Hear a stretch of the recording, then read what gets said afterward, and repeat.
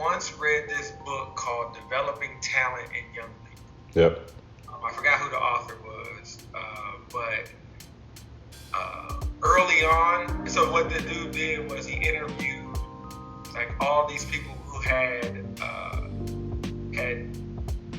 they achieved the highest point of their field. Mm-hmm. You know, they had athletes and musicians and I think mathematicians and all these type of people. And he said that after they interviewed all these people who had achieved the highest in their field, they found like some commonalities.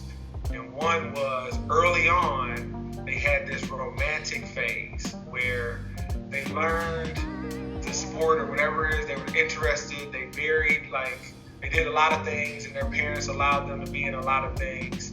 But they started to gravitate towards one sport. So I'd say, you know, the first piece of advice is like, yeah, give your child a lot of opportunities and they're going to gravitate to something. Right. And then he said as they were getting older, what happened was they found like a very experienced coach. Okay. And they went through this phase of, once they got super interested in something, yeah, they went through this phase of getting this structured teaching. So okay, after your child shows that interest and they're like, you know, moving in a direction, try and find, you know, whatever team or like some type of coach who has some type of reputation who can help them to hone their skill, like really understand how to play whatever it is that they're doing. Gotcha. And then we ended up, after they worked with this like coach for a while or tutor or whoever it was, and they got good at knowing what to do, mm-hmm. they had to learn how to break the rules.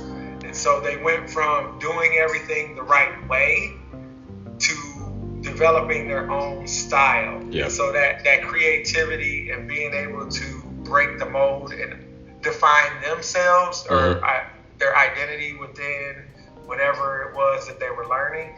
And I think I read that book a long time ago, but this past weekend, watching my son play football, you know, I've been a coach for like 20 years. So it's interesting being on the parent side when you've coached before mm-hmm. and you're like trying to understand stuff. And I thought back to that book this past weekend and I was like, you know what?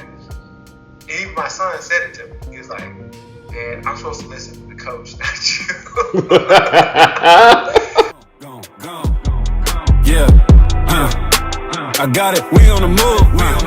We on the move.